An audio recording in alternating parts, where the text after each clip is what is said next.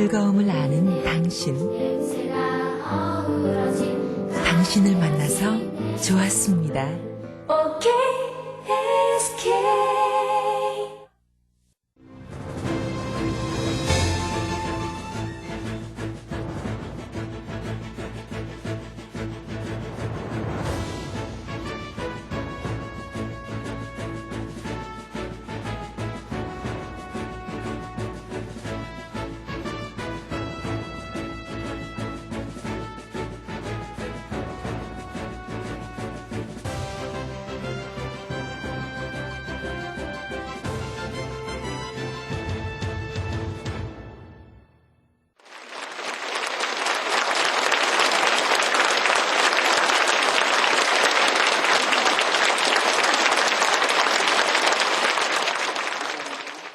하나님께서 어떤 사람을 사용하시나, 어떤 사람을 통해서 역사를 일으키시는가, 또 하나님께서는 어떤 사람을 통하여 영광을 받으시는가, 오늘 이런 걸 좀 생각해 보려고 그래요. 그래서 우리가 먼저 하나님께 쓰임받는 사람들이 되고, 또 뿐만 아니라 우리들이 다 자녀를 키우는데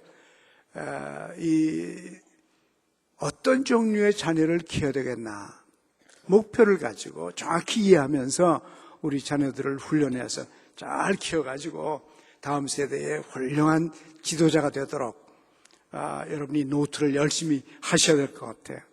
그래서 어떤 사람을 쓰시는지, 어떤 사람이 되어야 할 것인지, 어떤 자녀를 우리가 키워야 할 것인지를 생각하면서 오늘은 느헤미야의 리더십에 대해서 강의를 하려고 합니다. 느헤미야는 도대체 어떤 사람인데 하나님께서 이분을 이렇게 훌륭하게 쓰셨는가? 이분을 좀 분석해 보면서 배울 게 참 많아요. 제가 제일 좋아하는 사람 가운데 하나인데, 저도 이분한테서 많이 배웠어요. 여러분도 저와 함께 느헤미야를 통해서 배우게 되길 원합니다. 느헤미야를 분석해 보면은 25가지의 특징이 있어요. 그 25가지의 특징이라는 것이 그분의 그 리더십이거든요. 좋은 리더십에는 이 25가지의 특징이 그 속에 들어가 있어요. 그래서 이제 하나씩 보려고 합니다. 느헤미야의 리더십을 말하려면은 1장부터 6장 사이에 얘기를 해야 되는데, 1장과 6장을 크게 분류해보면 첫째 1장은 느헤미야의 비전에 대한 겁니다. 느헤미야에게 비전이 있었다는 것은 목표가 있었어요. 둘째 이제 2장은 느헤미야의 계획입니다. 비전이 있어야 되고 계획이 있어야 돼요. 그 다음에 3장은 조직이에요. 즉 조직적 사역이죠. 꿈이 있고 또 그 꿈뿐만 아니라 어떤 꿈에 대한 계획을 세워도 조직을 잘해서 조직적으로 일을 하지 않으면 일을 성취할 수가 없는 거죠. 그래서 1장은 뭐라고 그랬죠? 비전이요. 2장은 계획이요. 3장은 조직이요. 그런데 그 다음에 4장, 5장, 6장 석장이 있는데 4장과 5장, 6장은 시련입니다. 뭐라고요? 시련이래, 시련. 제가 이 내용을 보면서 좀 이상하게 생각했어요. 비전은 한 장이고 계획은 또 몇 장이에요? 한 장이에요. 조직은요? 한 장인데 시련은 몇 장이에요? 석 장이에요. 4장, 5장, 6장이 석 장입니다. 그리고는 6장 맨 마지막 가서 6장에 가서 드디어 성공이 나타나요. 성취. 그런데 성취된 건 한 절밖에 없어요. 고생은 죽도록 하고 성취는 한 절. 그 기쁨은 잠깐이에요. 그 다음에 다시 또 비전이 생기고 다시 계획을 하고 다시 조직을 하고 또다시 시련의 골짜기를 한 석 장쯤 지나가야 잠시 성공의 기쁨이 와요. 이것이 바로 느헤미야서 리더십의 요약입니다. 이제 우리 다시 한번 자세히 들어보십시다. 그러면 비전, 느헤미야는 비전이 있는 사람이에요. 비전의 사람입니다. 비전이라고 그래도 좋고요. 또 꿈이라고 그래도 괜찮아요. 아니면 소원이 있다. 그 사람 속에는 언제나 무엇인가에 대한 강력한 소원이 있다. 또는 기도가 있다. 기도가 뭡니까? 하나님 앞에 간구하는 거잖아요. 그 간구가 있어요. 또 무슨 희망이 있다. 여러 가지로 표현할 수 있어요. 꿈, 희망, 비전, 기도, 소망, 간구. 무엇이든지 간에 마음속에 무언가 원하는 것이 있다는 말이에요. 원하는 것이 있는 사람 속에 열정이 있고 원하는 것이 있는 사람이 그 원하는 것을 성취하고 결국 원하는 것이 우리를 몰고 가서 그 사람을 통해서 큰 일들을 하시는 거예요. 그래서 느헤미야는 첫 번째로 어떤 사람이? 비전의 사람이에요. 꿈이 있는 사람입니다. 즉 다시 말하면 리더에게는 언제나 앞이 보여요. 밝은 앞이 보입니다. 그런데 이 비전이 어디서 왔나? 느헤미야의 경우에는 그 꿈이 어디서 왔냐면은 불행에서부터 왔어요. 불행에서부터 꿈이 일어났습니다. 즉 불만족스러운, 만족스럽지 못한 환경과 여건에서부터 꿈이 생겼어요. 비전이 생겼습니다.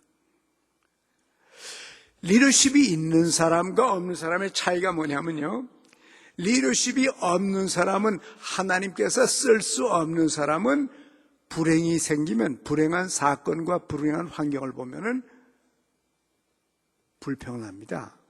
불평과 불만이요, 속상해하고 기분 나빠하고 욕하고, 즉 다시 말하면 불행한 일이 생겼을 때 어두운 부정적인 반응을 해요.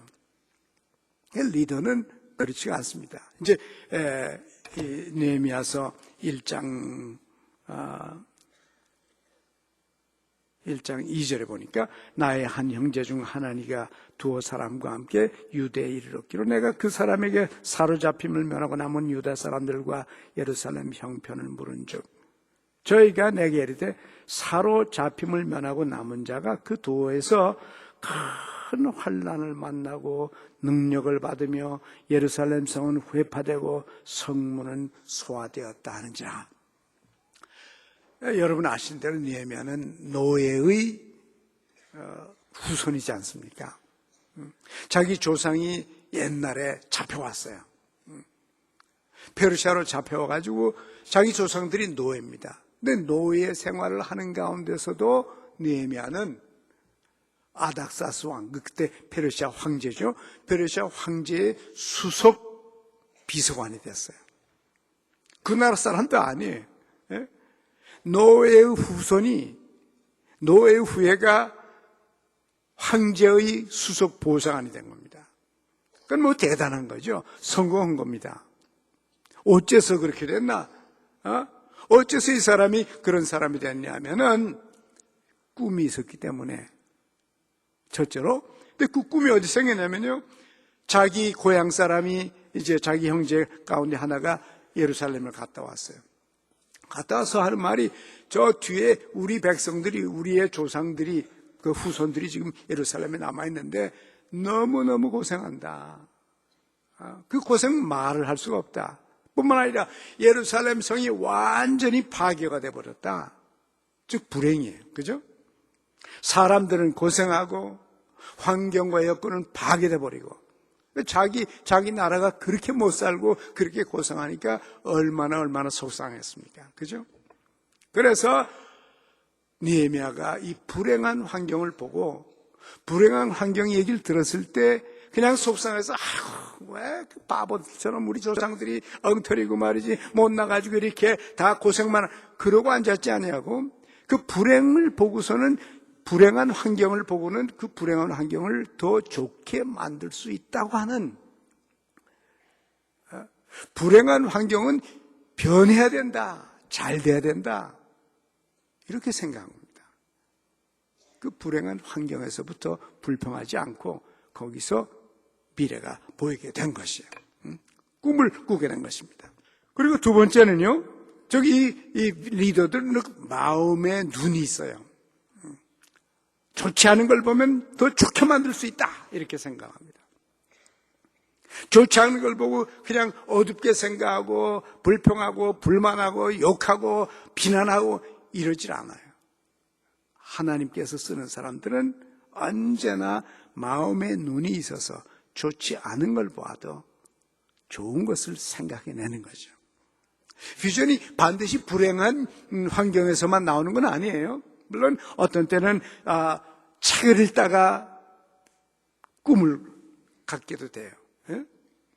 책을 읽다가 그 책에서 어떤 희망을 보고는 나도 저 사람처럼 되었으면, 또 어떤 때는 부모 때문에 꿈이 생겨요. 선생님 때문에 꿈이 생깁니다. 또 지도자들, 어떤 때는 이제 우리 기독교에서는 목회자들, 선교사들 때문에 꿈이 생겨요. 그래서 꿈을 가지는 사람이 결국은 하나님께서 쓰시는 리더를 만들어 주십니다. 이 사람을. 근데 뿐만 아니라 이 느헤미야는 두 번째로 건강한 정서를 가진 사람이에요.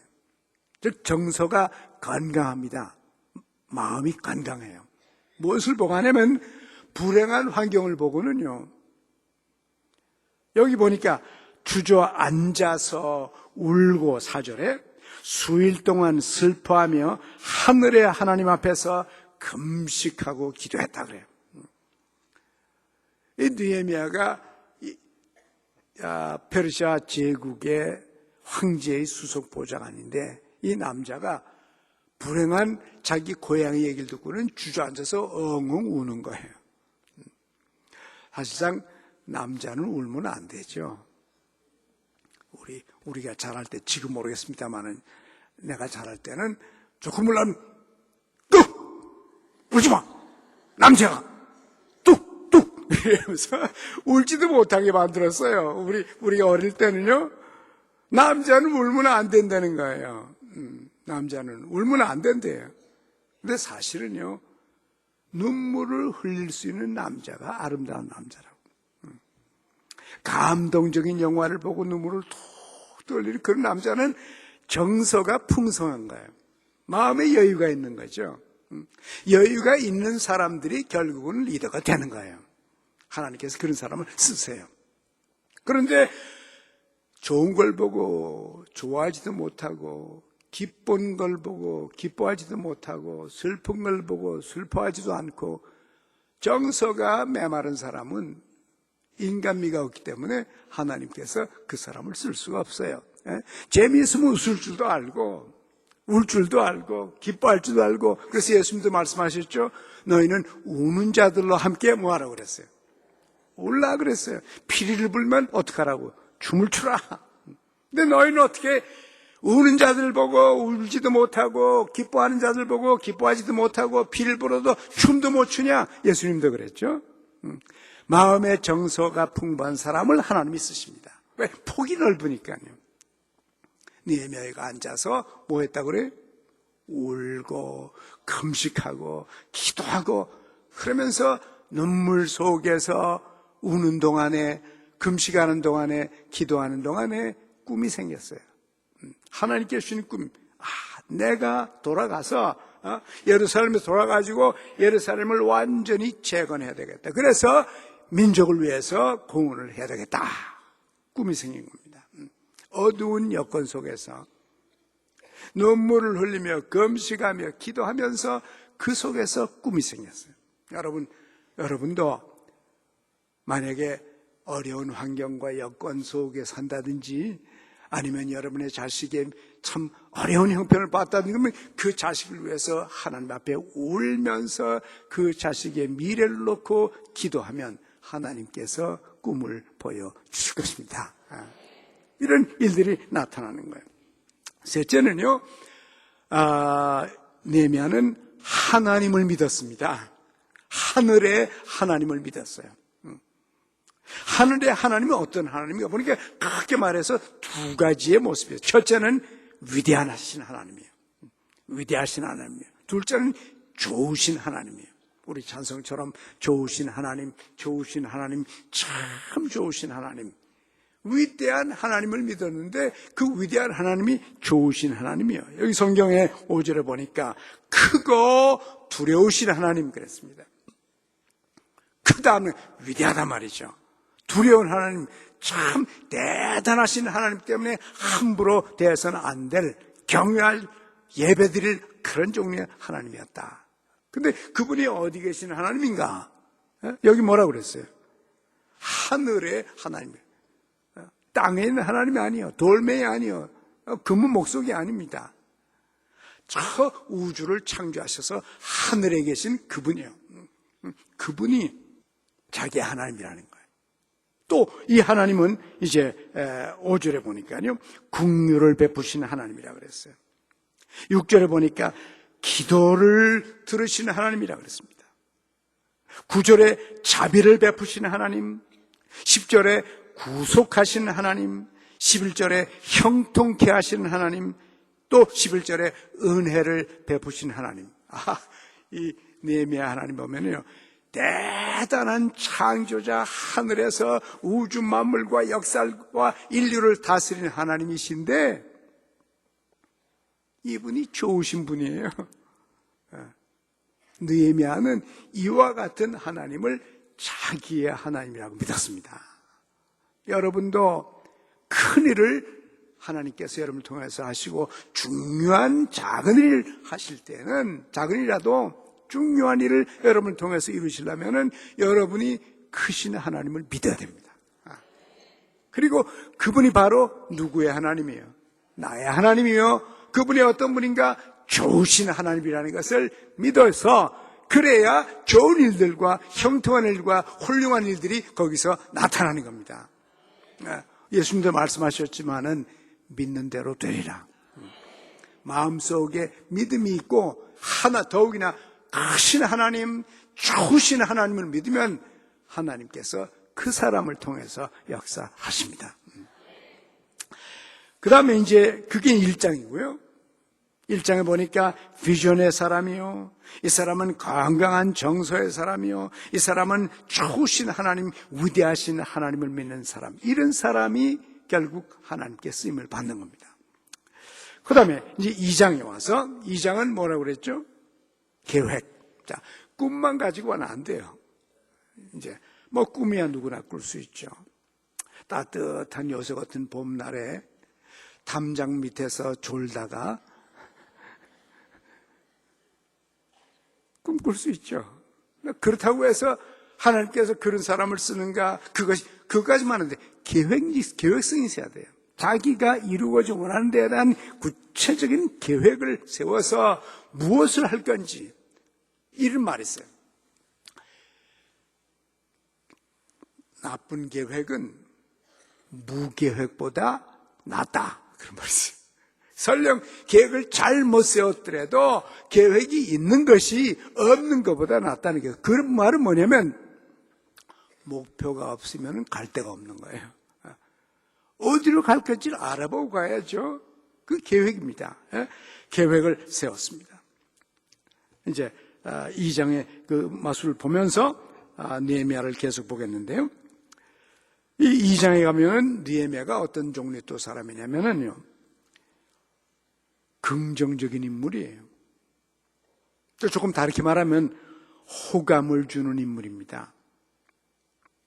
사람의 속사람이 아름답게 형성이 되면 그것이 겉으로 나와요. 뭐 그것은 반드시 인물이 잘나야 되는 건 아니에요. 인물이 이뻐야 되는 것도 아니에요. 그러나 그 속에 아름다운 인격이 겉으로 나타난다는 말이에요. 나타나서 사람들에게 호감을 준다고 해요. 여기 2장 1절에 한번 보세요. 아닥사스 왕 20년 2월 산에 왕의 앞에 술이 있기로 내가 들어가서 왕에게 드렸는데 이제는 내가 왕의 앞에서 뭐가 없었다 그래요? 수색이 없었더라 그랬어요. 왕이 내가 이르되 내가 병이 없는데 어째서 내 얼굴이 수색이 있느냐? 이게 무슨 말이냐면요, 느헤미야는 왕 앞에 나올 때 한 번도 슬픈 얼굴을 한 적이 없다는 거예요. 언제나 좋은 얼굴이에요. 즐거운 얼굴이요, 평화로운 얼굴이요, 보기 좋은 얼굴이요. 그래서 사람을 만나면 호감을 준다는 겁니다. 사람을 만나면 호감을 줘요. 제가 혼자 생각해봤습니다. 이 느헤미야가 어떻게 해서 노예의 후손이 자기 나라도 아니고 자기 백성도 아닌데 남의 나라 가가지고 황제의 수석 보좌관이 되냐? 수석 보좌관으로 뽑히냐? 아마 분명히 어릴 때부터든지 젊었을 때부터 늘 사람들에게 호감을 주는 것 같아요. 여기도 그랬잖아요. 내가 한 번도 내가 얼굴이 나쁜 걸 본 적이 없는데 어째서 네 얼굴이 그러냐? 왕이 금방 알아보는 거예요. 늘 좋은 인상을 줬죠. 좋은 호감을 줬습니다. 사실상 그래요. 나쁜 인상 주는 사람보다 좋은 인상 주는 사람이 낫죠. 보자마자 아이고 눈꼴 봐.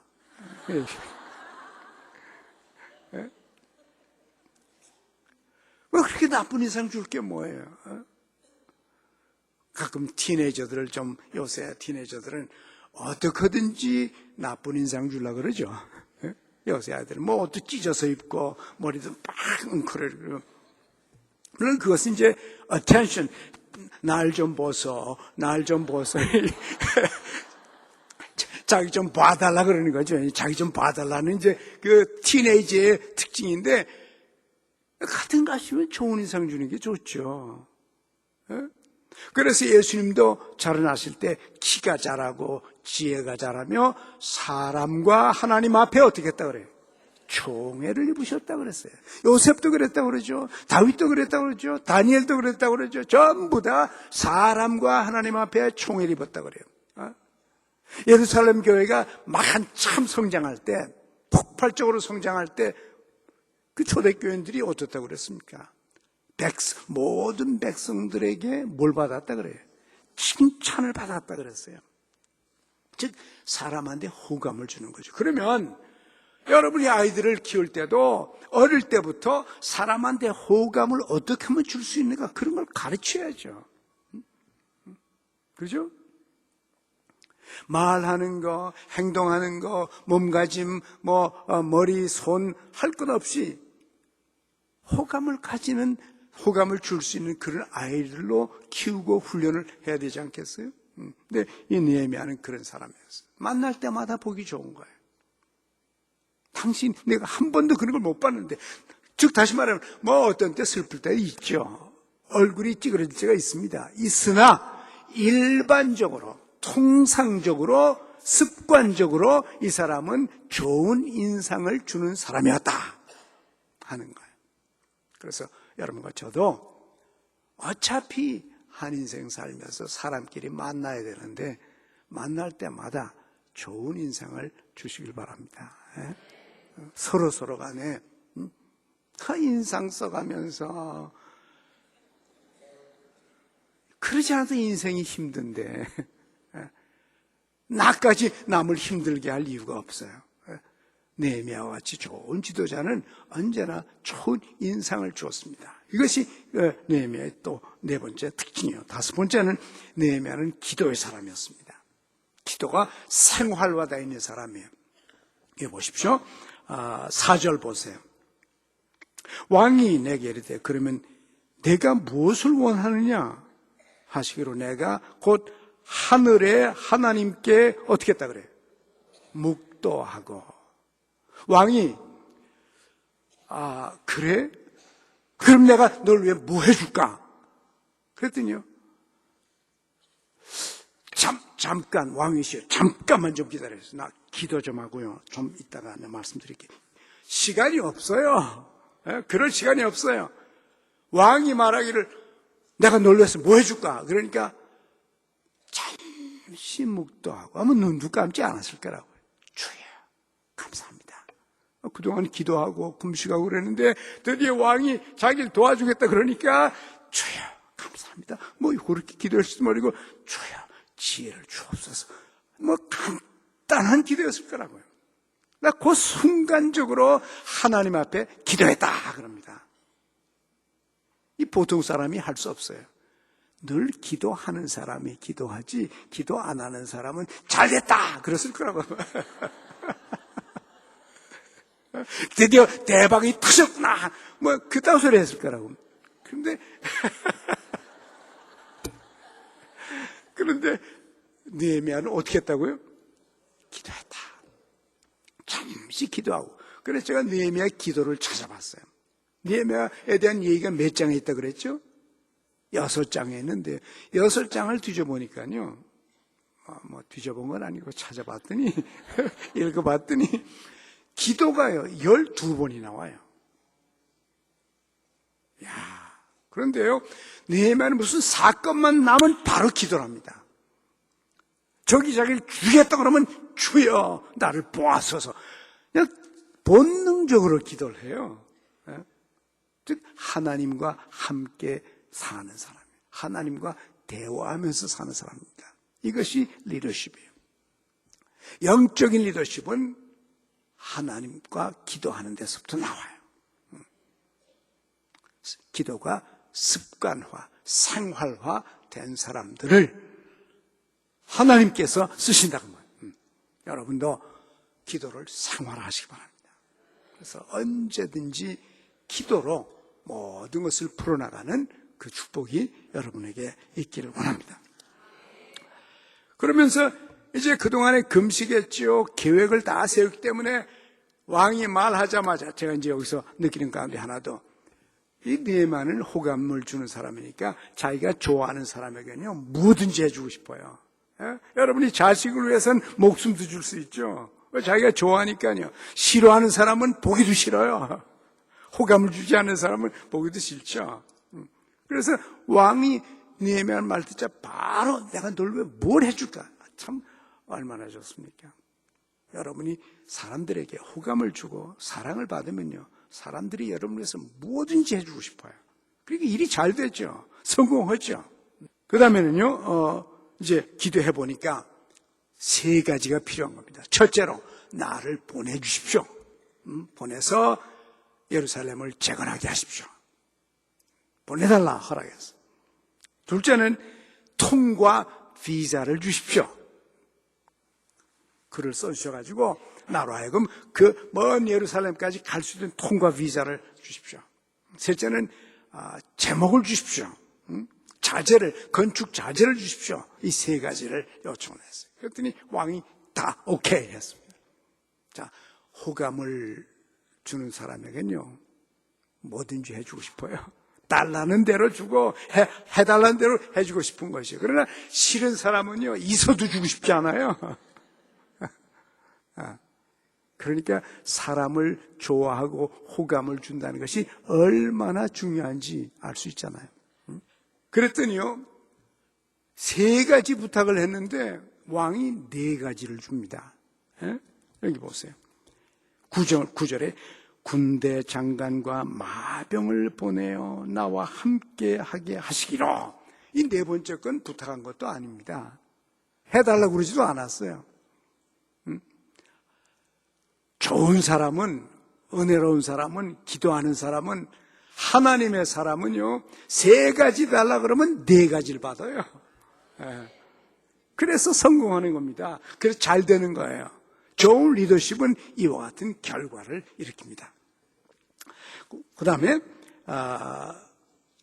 그런데 선한 일이 있으려고 그러면 반드시 시련이 있어요. 선한 일은 순풍에 돛단 배처럼 되지 않습니다. 그래서 여기 보니까 이 산발랏하고 도비아라고 하는 적이 나타나서 방해를 하려고 생각을 하는 거예요. 마귀는 하나님의 사람을 가만두질 않아요. 좋은 사람을 망가뜨려서 좋은 하나님의 일들을 못하게 해요.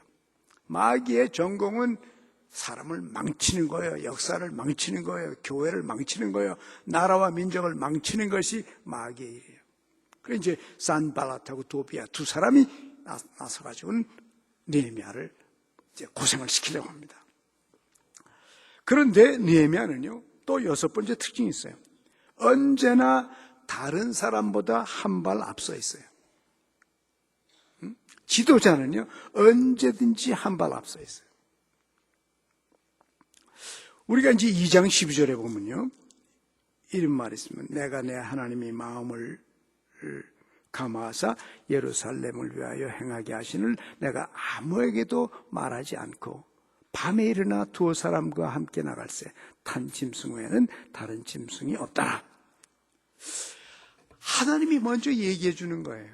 예? 하나님께서 먼저 얘기를 했어요. 어떻게 될 것인지, 뭐 해야 되는지 앞서 있죠. 왜? 기도하니까 하나님이 가르쳐 주셨죠. 앞으로 어떻게 살아야 되고, 뭘 해야 되고, 무엇을 성취해야 되고, 어디 가야 되고, 하나님이 미리미리 가르쳐줘요. 그래서 먼저 안 그 사람이 지도자예요. 요새는 IT 시대라고 그러지 않습니까? 지금도 마찬가지예요. 누가 지도자냐? 다른 사람보다 먼저 정보를 입수한 사람이 앞서는 거예요.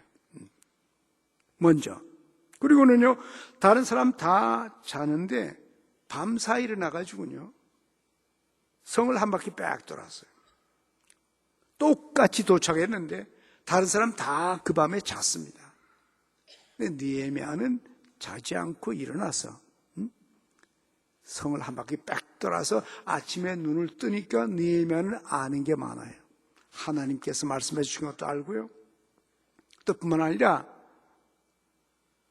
먼 둘러봤기 때문에 알아요. 이것이 지도자예요. 지도자는 부지런합니다. 그래서 다른 사람보다 언제나 한 발자국 앞서 있어요. 주진 사람이 지도자가 아니에요. 근데 또 너무 앞서가면은요, 사람들이 못 따라가요. 그래서 지도자가 못 돼요. 그 사람은 하도 앞서기 때문에 죽은 다음에 알아요. 아, 그분이 선구자였구나. 너무 앞서가면 안 돼요. 그러면 그 사람이 이상해요. 좀 한 발자국 정도, 하루 정도 앞서야 돼요. 그래야 보고 따라가죠. 그렇습니다. 그 다음에 7번째는요, 생산성이 있어요. 지도자는 생산적입니다.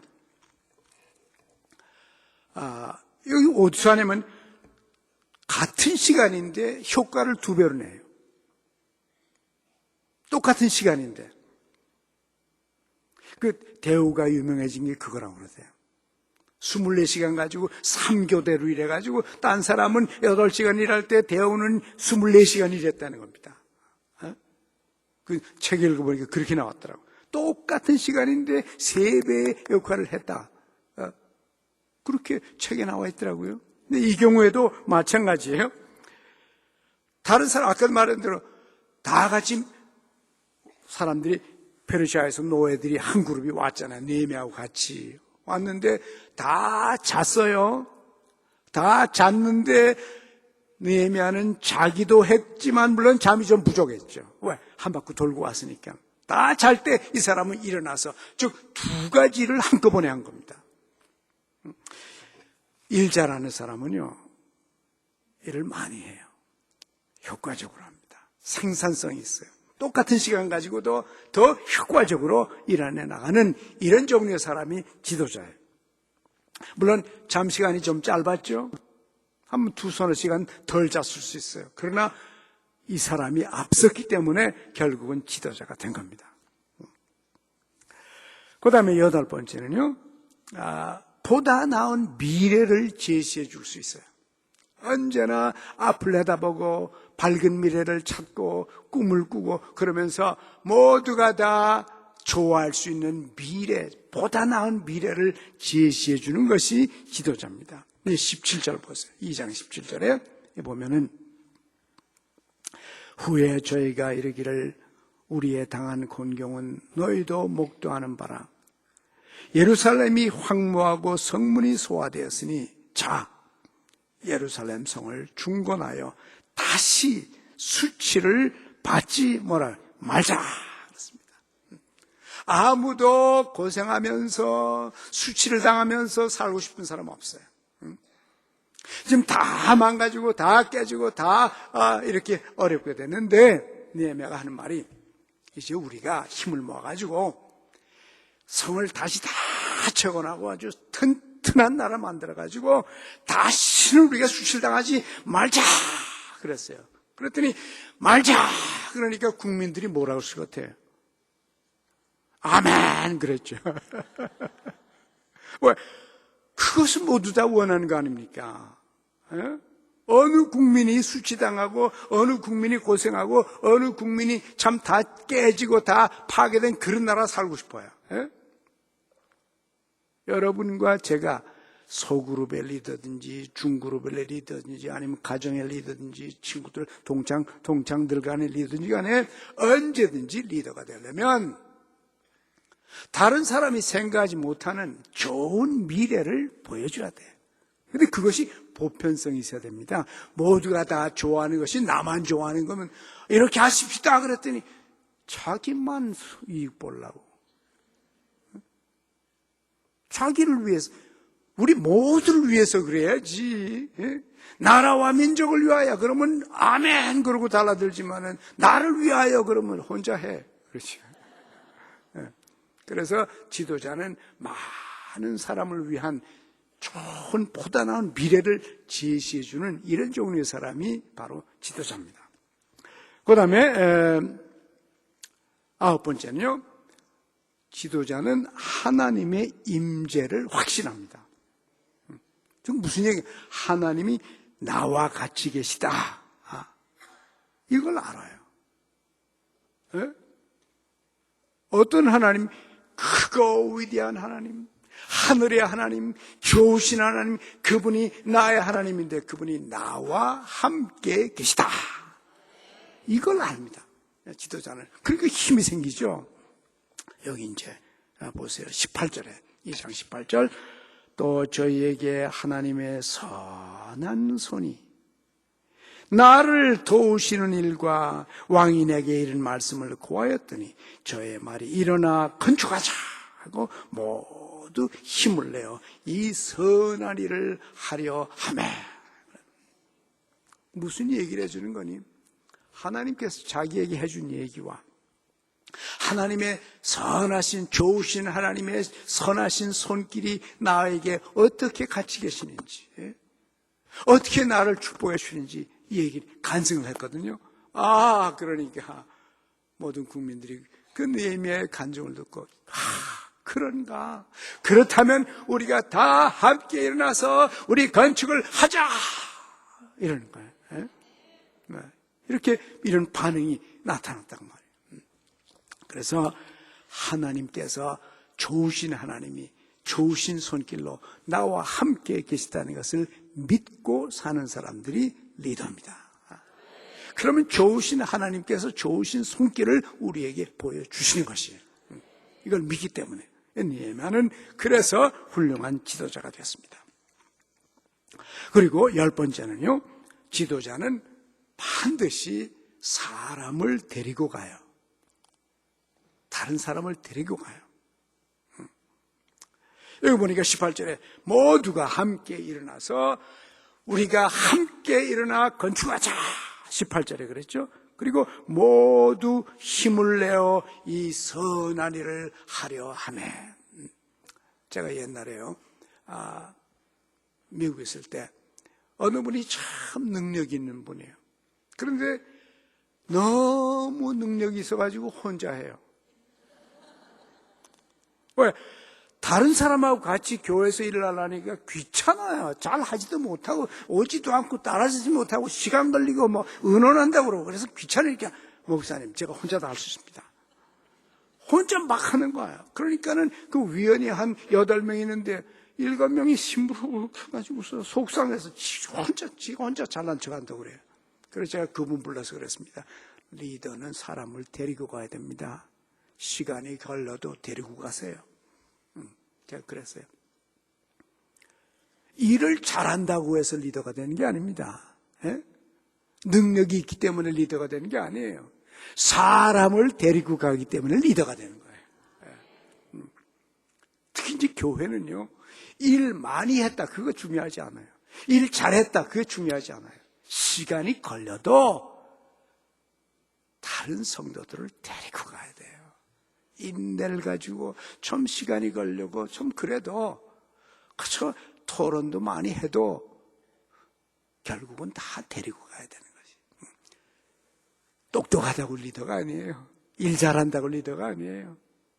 리더는 어떻게 한다고요? 사람을 데리고 가야 돼요. 그 사람이 리더예요. 예? 느헤미야는 그런 사람이었습니다. 그래서 많은 사람들이 동참했어요. 18절, 2장 18절이죠. 그래서 여기서 이제 2장이 끝나요. 그러면 3장으로 들어가는데 3장은 제가 제목을 뭐라고 그랬죠?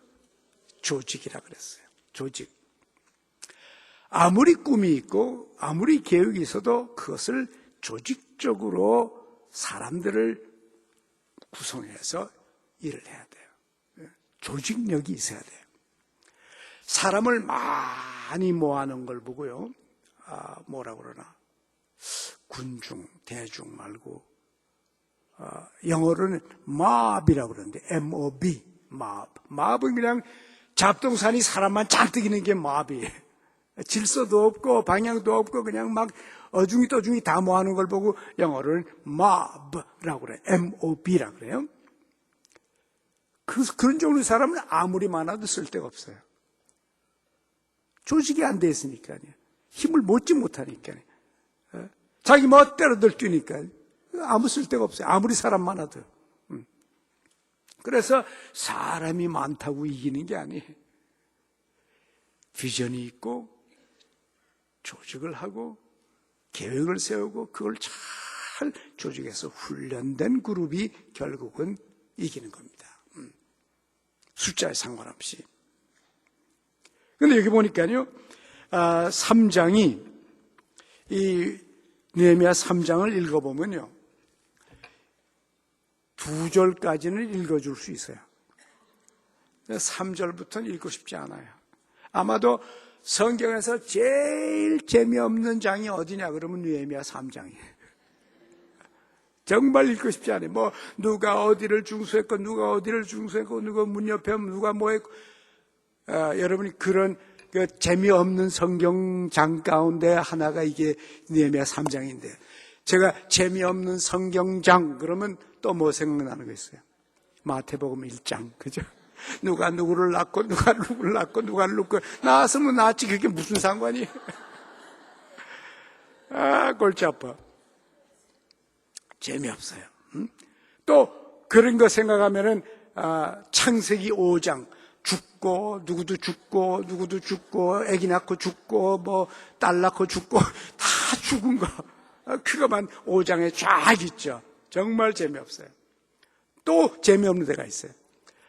창세기 10장 거기도 보면 뭐 누가 누구의 아비요 뭐 계속 족보 나오는 거 정말 재미없어요.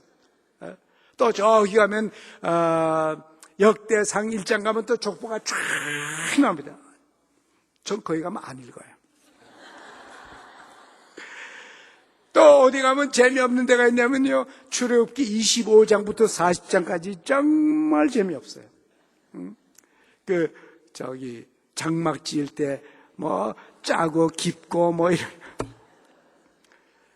근데 거기는 이렇게 이게 하나님께 지시하는 거죠. 이렇게 하나님께 쭉 써놨는데 또 저 절반은 하나님의 지시입니다. 이렇게 만들라는 지시인데 나머지 절반은요 그렇게 했다는 겁니다. 근데 제가 만약에 성경을 썼으면 하나님이 이렇게 그까지 내가 괜찮아요. 그러면 나머지 10장은 그대로 했다. 이렇게 하면 그만인데 그걸 또 그대로 하나 또 반복을 해가지고 그래서 저도 몇 번은 내가 읽었어요. 근데 요새는 안 읽어요. 재미없었어. 근데 이 느헤미야 3장도 그런 거예요. 여기 보면 그래도 여러분은 안 읽어도 난 읽었으니까 재미없지만 읽었으니까 읽으면서 가만히 여기를 들여다보니까요 팀이 31개 팀이 있어요. 그거 세느라고 고생했죠. 몇 팀이나 조직했나? 31개 팀을 조직해서 이제 그 성을 보수했습니다. 즉 조직한 거예요. 누구는 여기, 누구는 여기, 누구는 여기 이렇게 딱 조직을 해서 일을 했습니다. 그래서 빠른 속도로 성취할 수 있었어요. 그런데 재미가 없는 데인데도 불구하고 몇 가지 교훈은 있어요. 첫째로 조직했다는 거, 그게 이제 11번째죠.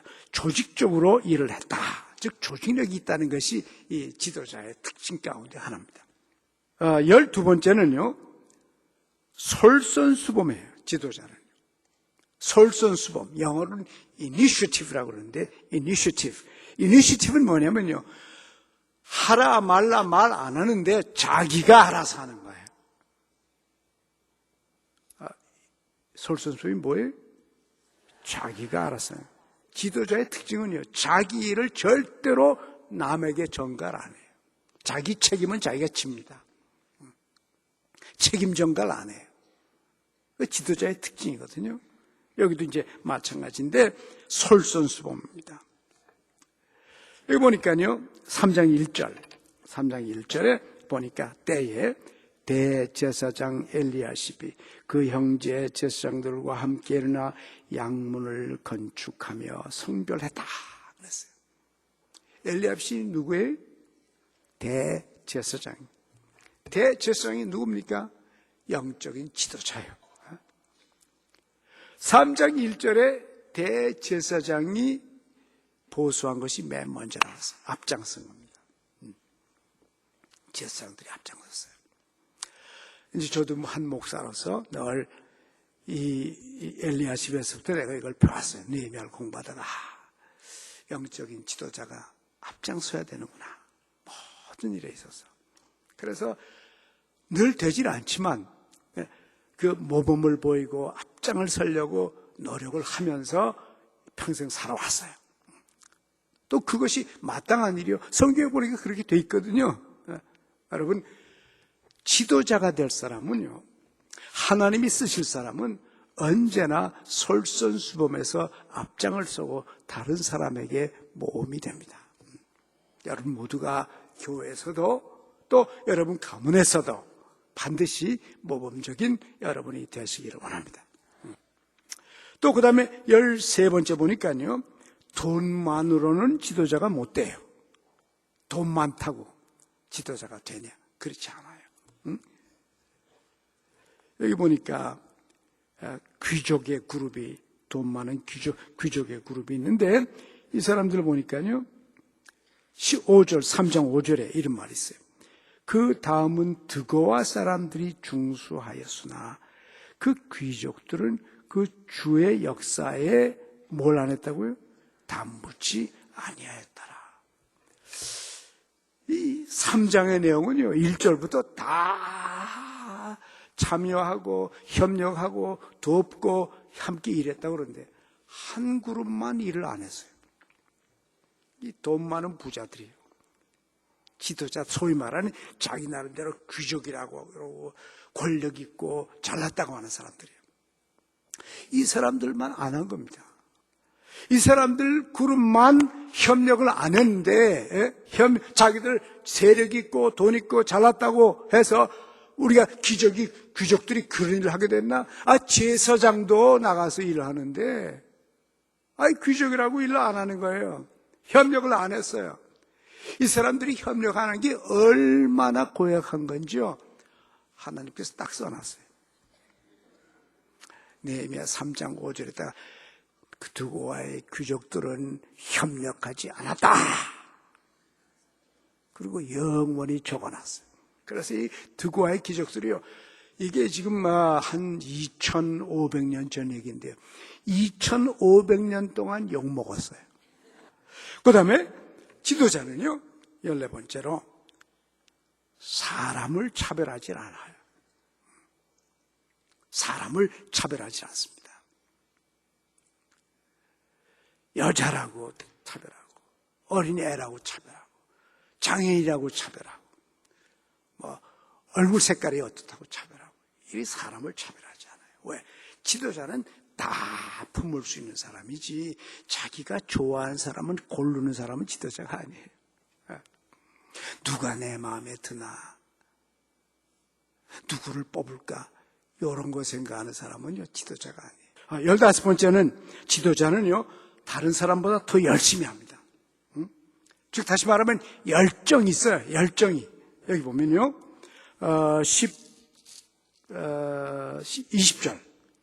20절에 보면 한 사람의 이름이 나타나는데요. 그 다음은 삽배의 아들 바룩이 한 부분을, 그 다음 단어가 뭐예요? 힘써 중수했다. 자, 이제 한 가지만 더 말하십니다. 남보다 2배 일을 해요. 예? 남보다 2배 일. 여기 보니까요 3장 27절에 아까 드고아 사람 얘기가 나왔는데 드고아 사람이 또 나타납니다. 여기 보세요. 그 다음은 드고아 사람들이 한 부분을 중수하여, 이제 한 부분이라고 한국말로 번역이 나왔습니다만은 이건 정확히 번역하면은 한 부분이 아니에요. 또 한 부분이지. 두 몫을 한 겁니다. 드고아 사람들 가운데 누가 안 했죠? 귀족들이 안 했어요. 귀족들이 안 한 걸 드고아 사람이 또 한 부분을 했습니다. 그래서 눈에 띈 겁니다. 그래서 드고아 사람들이 또 한 부분을 했다. 2배를 한 거예요. 근데 2배 한 사람은 그 사람뿐만이 아니고 저 위에 가니까 22절에도 제사장들이 또 한 몫을 더 했어요. 제사장들이 또 한 몫을 더 했습니다. 보니까 이 많은 그룹 가운데 제사장들이 2 몫을 했고 드고아 사람들이 2 몫을 했고 드고아의 귀족은 한 몫도 안 했어요. 즉 다시 말하면 눈에 뜨이는 사람들은요, 사람들 앞에 나타나고 사람들에게 인정받는 사람들은 열심히 하되 다른 사람보다 더 생산적이고 다른 사람보다 훨씬 더 잘해요. 인생을 사는데 어차피 사는 건데 성공적으로 살아야죠. 효과적으로 살아야죠. 지도자답게 살아야죠. 그래서 지도자는 일을 두려워하지 않습니다. 저도